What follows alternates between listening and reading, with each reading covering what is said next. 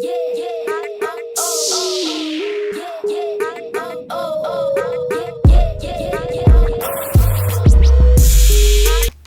up? What's happening? What's popping? What is going on, everyone? Welcome back to another great edition of Symone with the Sports.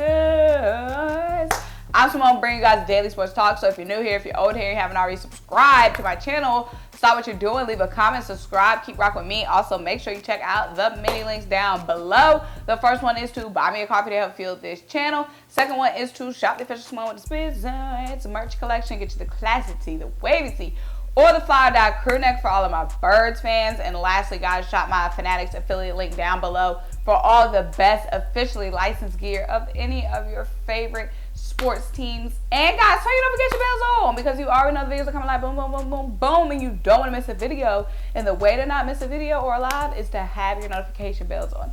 But guys, what's up? What's happening? What's pop? It's been a minute since I talked to you guys. Like, what? 3 days? Like, what? Today's holiday, July 4th. So what's up? If y'all watching me on the holiday, what's good? Be safe tonight. You know, don't be popping no janky firecrackers. If you don't got your firecracker license, don't even do it. Don't do it. You know what I'm saying?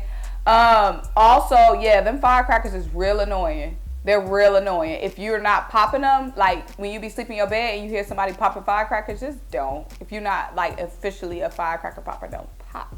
You know what I'm saying? But y'all, it's been a minute since I talked to you guys, but honestly, it hasn't really been anything going on. So, you know, if it was some breaking news, I would have stopped what I was doing and did a video. But I've been real busy. It ain't been no breaking news. So I didn't want to come on here and like force an agenda, like force a topic when it wasn't really nothing to talk about. But today we got to talk a little bit about what's been going on since we last talked, because some stuff has been going on around the league. So just touching on the biggest piece of news, the Utah Jazz. We know that the Utah Jazz was going to have to, you know, break it up. You know what I'm saying? Rudy Gobert, Donovan Mitchell, Spider Mitchell, Spadad Mitchell, however you read it. It was not working out. They basically said one of us got to go. Y'all pick who y'all want to pick. I think we all pretty much assumed it was going to be Donovan Mitchell that was picked. Donovan Mitchell is not necessarily like he's like bad, like leaps and bounds better than Rudy Gobert. He's just much more of a franchise piece. Like, he's just so much more likable than Rudy Gobert. I feel like Rudy Gobert kind of makes himself kind of, I mean, it's hard to get behind Rudy Gobert. You know what I'm saying? It's much easier to get behind, like, as a franchise and as a city and as a fan base. It's much easier to get behind Donovan Mitchell. But anyway, they shipped Rudy Gobert to Minnesota. Y'all, when I saw that breaking news, so first Woj just tweeted and he was like, Rudy Gobert is being traded to the Minnesota Timberwolves. My heart stopped. He didn't say who was being traded. He just said the Minnesota Timberwolves are trading for Rudy Gobert. Y'all, my heart stopped. I really thought it was going to be Karl-Anthony Towns that got traded to, I really thought it was Karl-Anthony Towns that was going to get traded to the Jazz, because, y'all, I was like, ain't no way they're keeping Karl-Anthony Towns and Rudy Gobert, especially like all that money both of those players are sucking up. So y'all, combine both of those players together are honestly taking up almost a $500 million. Rudy Gobert and Karl-Anthony Towns together on the Minnesota Timberwolves, they're making a combined like $400-some million, almost a $500 million to two players. So Rudy Gobert, Karl-Anthony Towns, as you guys already know, did not end up getting traded in that deal. So the Jazz ended up getting Malik Beasley, Patrick Beverley, Leandro Ballamara, Walker Kessler, Jared Vanderbilt. And then they got a multitude. Y'all like that. You know what I'm saying? Y'all like them words. They got a multitude of first-round picks. You know what I'm saying? Look it up if you don't know what that means. You know what I'm saying? But, y'all, it's not the biggest thing. But obviously, Karl-Anthony Towns, I guess, is going to be playing the 4, and Rudy Gobert is going to be playing the 5. Big on big, or whatever the Migos said. But, I mean, yeah, they still got some pieces. They got some dogs, D-Lo, Anthony Edwards. They lost one of their dogs, in heavy quotations, in Pat Bev. But they still got, they gave up a bunch of picks, but they still have some really good players on that team. The question is, like, how are they going to be able to overcome, like, these other teams basically small balling them? Like, are they going to be too big and slow to keep up with all the small ball teams? Because there's so many of them nowadays. But we'll see. I don't know. We'll see. Like, shoot, we'll see. And Karl-Anthony Towns is a good 3-point shooter, but is he good enough to, like, he was a good 3-point shooter for a center, but like, are you a good enough 3-point shooter to be like a stretch 4? That's a difference, you know what I'm saying? That's a difference, you know what I'm saying? But we're gonna see. But when it comes to the 76ers, they are saying that Patrick Beverley will probably get bought out by the Jazz. This was reported like 2 days ago, and they are saying that the Sixers are the most likely landing spot for Patrick Beverley if he does get out. Now, Pat Bev, y'all, I ain't gonna lie, Pat Bev get on my last nerve, y'all. I mean, I can see why, you know, the Sixers would be interested in Pat Bev, but y'all, I don't know. And things change. But right now, I cannot get behind no Pat Bev. His antics and his tomfoolery and all that mess he be talking about on First Take, I can't get behind that. He get on my last nerves, y'all. And then too, like, it just rubbed me the wrong way when Pat Bev was talking about Chris Paul. When the Suns got eliminated, like, you stay on Chris Paul, like, dang, like, why are you so pressed on Chris Paul? Because if you guys remember in the Western Conference, was it the finals? I don't know. But when he pushed Chris Paul in the back, like, he ran him down and pushed him in the back. Like, why are you so pressed on Chris Paul? Why? And then when the Suns got eliminated this year in the second round, Pat Bev was on First Take the next morning. Like, he locked down Chris Paul or something. Like, oh, ain't nobody scared of Chris Paul. Who sees?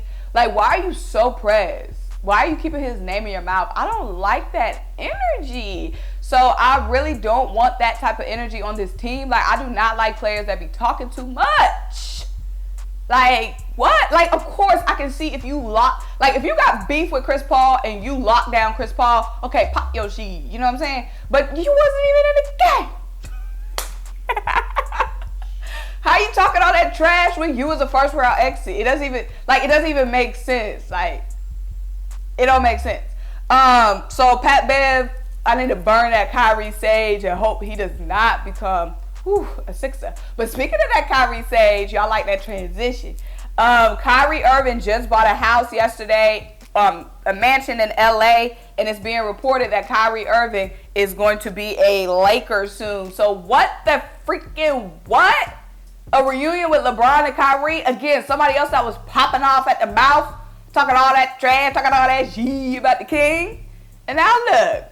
It's like a little kid. It's like a kid when a kid is like, oh, I want to go do. Like, you okay, go and do it by yourself. And then they come crawling back because they don't know how to do it themselves. You know what I'm saying? Like, look at you. And you knew they was going to come back. You know what I'm saying? Because you don't know how to work that thing without me. Like, whatever it is. I don't know if y'all ever dealt with kids. But y'all get what I'm saying. Like, but Kyrie Irving did a pop. Now, the only thing I would give Kyrie Irving is way back, I believe like 2 years ago, he apologized to LeBron. It was like, I was wrong. It is hard to carry a team. I was being too hard on him. So he did recognize that like 2 years ago. So he did end up apologizing to LeBron. And I'm not saying like everybody has to want to play for LeBron. Like, you personally might not, you know, be chummy with the king, but you didn't have to come out and disrespect him when that was his team. And that was his team. Like, you know what I'm saying? And you were Robin. Like, but like I said, he did come out and apologize. So he was, you know, setting this up for later. He was like, just in case I want to come back to the King. But those trade rumors are circling around Westbrook going to the Nets. Y'all, Westbrook and Ben Simmons in the back. You got one guard who you don't want to shoot in Westbrook, and you got another one that won't shoot. That backcourt gonna be atrocious, y'all. That's gonna be atrocious, but that's for the Nets to figure out. And somebody made a good point. I honestly think the problem with the Nets had a lot of problems, but I honestly don't think Steve Nash is the coach to like remedy those problems. I don't think Steve Nash, and I could be wrong, is the coach. Like, if Russell does end up in Brooklyn and Ben is still there, like, it's gonna take a great like mastermind to figure that out. But y'all, lastly, I want to wrap up and just say, y'all, I really think the Sixers, even though we didn't make that many big moves, nobody really made that many big moves in the East right now. My tier 1 teams are still the Boston Celtics, the Philadelphia 7, in no particular order, just tier 1.